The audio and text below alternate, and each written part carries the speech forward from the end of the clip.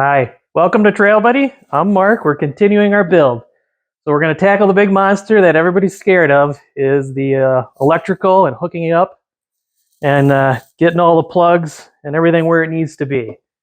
So we'll get into that, and we'll actually show a bit of the schematic and which color goes into what with what we're working with here. So we've got our TB515 simple harness that we've adapted an electric start to, and then we've got our Lifen 125 electric start. So we'll go into the plugs we've got laid in there, and again, it's rough. So the thing you want to remember is chances that you get it right the first time are, even for me, sometimes I'll forget something, and I got my motor, my frame, it's loose here, so that way I can pull the two bolts out, pick it up, get at what I need to, and then put it back on. I don't have a lot of parts and pieces on the frame, so it's really light to take it on and off. But remember, taking it on and off, it's going to happen. We'll go into the schematic, and we'll show you how to wire it up. All right, laying the harness in the frame and getting our connections identified and connected. So I've got it kind of pulled tight. What we need to do here is we've got an extra plug here if you were to want to wire in a kill switch. We've got our piece here with this rubber cover type loom. All of this we're going to feed down to the motor. Following that, we've got our other two connections here. So we've got two barrel connections. We've got a black and a green with a yellow stripe. This is going to go to our rear brake light switch, which will be on the outside. We'll have to feed our brake light switch. And then the next one, I had to make some adjustments here and put two spade connectors on for our coil. That'll be our coil. We're going to have to plug that into our mount, where we have our mount area. And then ahead of this, about here, I can feel the plug. So we're got our plug for our ignition switch. So before we put our gas tank in, and before this wire harness gets too far up in there, we're going to want to go ahead and make sure we've got our coil or our key switch here in, so that way when we plug our coil in, we've got enough room so we're not unplugging things or making stuff tight. So the next thing we'll do here is we'll get this ignition switch mounted up in the frame, plugged in. That way we can lay in the harness a little bit better.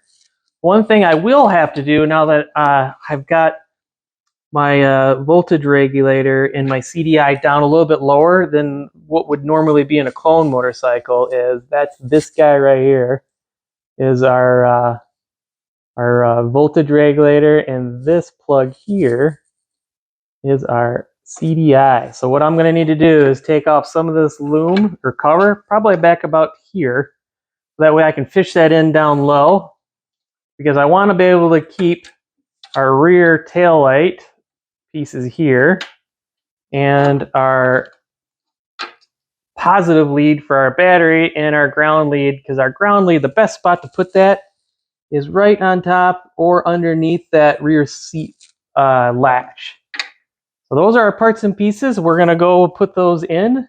All right, before I talked about plugging in our key switch, ignition switch, so what I'm going to do is I'm going to back feed some of this harness so I can get at our plug here. That way I know I've got this thing plugged in. So I'm going to make sure this is good. Connections plugged. I hear the snapping sound to double check to make sure everything's connected. And I'm going to take this, got a little isolator here, and we're going to feed this up into the neck of the bike.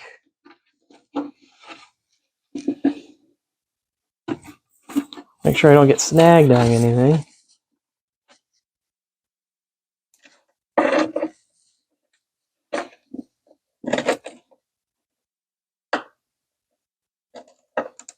There we go. So the important thing on this is it's got a little keyway or slot cut, and we want to make sure we get that aligned. All right, so I got that in there.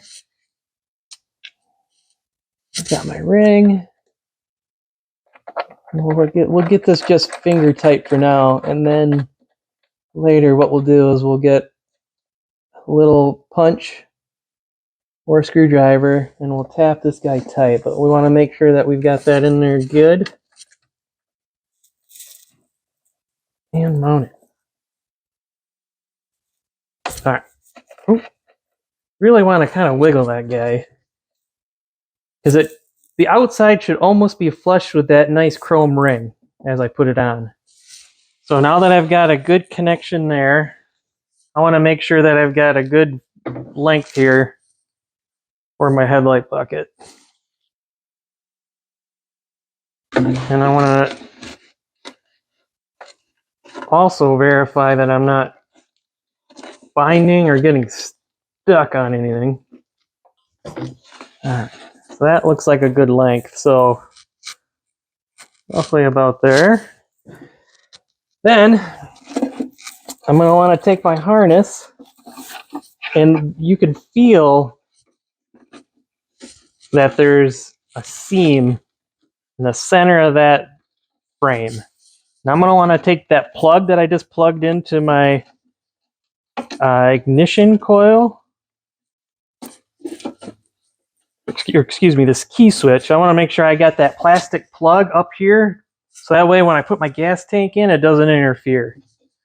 Now I need to move around, and I've got to get all of my little stuff plugged in. I think the next thing we'll do is we'll put our brake light switch in. All right, rear brake light switch. So it'll come most of the time with a grommet on it. This grommet is designed for the clone or aftermarket frame, and it's too big to fit inside the inside diameter of that hole. But we don't have to worry about chafing or wrecking our wires, because we've got a really nice loom on it. So what we're gonna take that access hole there, and I'm gonna put my hand in the inside, and I'm gonna pull through and push through each connector at a time, along with the loom or cover / isolator. So now I can take that, snap that in, make sure we got a nice little bend here. We're not bending over. It should be perpendicular to the bracket. Now we'll go into the inside and we'll plug that guy in. All right, now we're to the back. We're working with our grounds. So it's extremely important that we've got good grounds to our frame ground. So there's two different ground wires. We've got a shorter one and a longer one. Either one of them goes to the battery and one of them goes to the frame. So either one could go either way. The only thing that makes it any different is a little cover. So from where I chose to mount my voltage regulator, it's down a little bit low. So I'm just moving this over here to the shorter one, because this will easily get to my battery. And what I'm going to do is I'm going to choose to take this ground and mount it to where the seat latch bracket goes. But before that, we painted this. Now I did run a tap through here and I got nice clean threads, but that's not enough. So I'm going to get my little pencil grinder here, and I'm going to grind away and get some fresh metal on each one of these, because I don't quite know if I'm going to put this and pinch it underneath, or if I'm going to put it on top of my seat latch. But good point to know is we've got to have a good contact ground. So we'll do that now. So that way we're ready.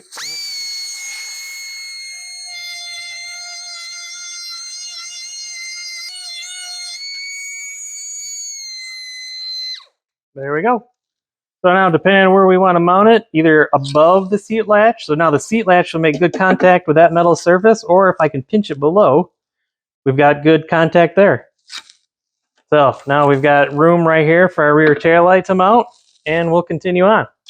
All right, so went ahead and I started plugging everything in, but I'll go through the connections here real quick. But the most important thing and the simplest is we've got both of our, let's call them the keys or the schematics or the function details. So we've got what will be supplied in the engine. All right, so we've got our 125cc automatic, and then we've got, there's several pages here, but I've got the page talking about the engine. So it goes through the color and the function and what we're going to want to connect them to here. So we're going to match the colors and the function. So we'll start, I guess we'll start with the engine side. So we've got our blue and our white wire, which is our CDI pulse wire.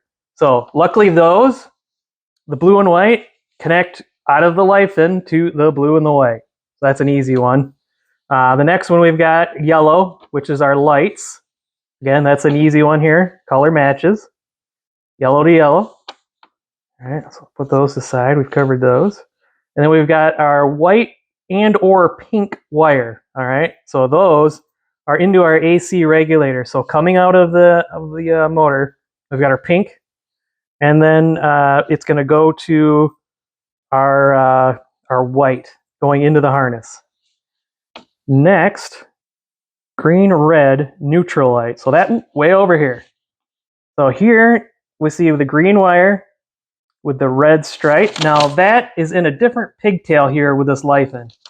So that originally was it plugged in here. This is designed for like more of a scooter setup to where you've got like shift point indicators for everything. But what we're concerned about with the Trail 70 is just our neutral indicator switch. Now on this particular bike, if we're going to use the stock speedometer, it's really kind of a moot point because the speedometer itself doesn't have a neutral indicator inside of it. Yeah, it's just got the high beam, low beam indicator. But well, we'll make the connection just in case if we ever want to change the speedometer. So that would go into here, or will go into here. And I made my own little butt connector, and I just cut it nice and flush with this. So that's our neutral indicator switch. And then we've got our let's see, our red and our black. Now that is an easy one here because it matches from the harness to the life and motor. And the red, and that's our CDI voltage. And our last one is our solid green ground. We've got that plugged in here. So that's the connections here. The only thing that you've got to kind of alter is our neutral safety switch. But again, with the earlier speedometer housings, they don't have the indicator. So 70, 72 plus they do. So this is where it'd be really important. But with our this simple harness, it's really designed for multiple years, but to make it as easy as we can to get this 125cc engine, into the. And the reason we chose the simple harness is we want to run our stock controls because our goal here is to make it look from the outside like a stock Honda, but we've got the big old engine in it and add a lot of fun. But so once you get all these connections put together, and we've already got our electric start solenoid, I've got my wires roughed in, all laid in the frame. I've got our ignition switch on, and I have our CDI or voltage regulator. Everything's plugged in. So the first thing we're going to want to do before we start putting our gas tank in and doing final assembly is we want to make sure that our functions are working. We've got I got my starter switch over here. I want to make sure I've got that wired correctly.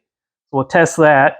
And we want to make sure that we're getting good spark. So I pulled the spark plug out, and we'll put it under the head here, and we'll see if we got spark. We'll see if we did everything right, and we'll see if we got it all connected. So it's just nice to do now before we really start finalizing and getting a lot of work done and getting ahead of ourselves, and all of a sudden we don't have spark or the electric start switch isn't working. We don't quite have something plugged up right. So nice to kind of get into that habit of verifying and checking your work before you go ahead. You don't make more work for yourself. So I've got our battery put together. It's on the charger. So we'll go in, we'll do let's just call it another rough install at battery. So we can check this and our switch, make sure we've got everything connected how it needs to be before we put our gas tank in and finalize mounting our battery. So I'll grab the battery and we'll check if we did it right. Okay, so we've got our battery, and I've temporarily mounted my frame ground just to verify I've got everything right. And I'm going to put my battery box in here with my battery just to hold it. I've got my electric start relay. That's all kind of roughed in, laying in there. So we'll go ahead and we'll mount this just a temporary. We're going to double check all of our work here before we get going, making sure we got spark and our starter switch work. So one kind of cool detail about these batteries that we have is I don't think a lot of people know that you can use them as a side terminal battery setup, which is really nice when you start getting into some clearance issues with the seat. So I'm going to get that plugged in now. And we will check our starter switch. And we will see if we got spark. All right, I'm holding this up. I'm making sure that I do not arc my positive on my frame. One thing you do not want to do. Okay, so again, I've got my frame ground plugged in. This is kind of a temporary thing, but I just don't want to. I've done it in the past where I've mistakenly hit that and grounded that and learned from our mistakes. So, all right, we've got that in. Got our ignition plugged in. Got all of our wires plugged, and we'll give it a shot here. Ooh, there we go. One thing to remember on our motor, even though we're turning it over just lightly, we want to make sure that we've got plenty of oil in that guy. But it looks like we got our switch wired correctly. Relay snapping off good. We don't the fuse didn't pop. And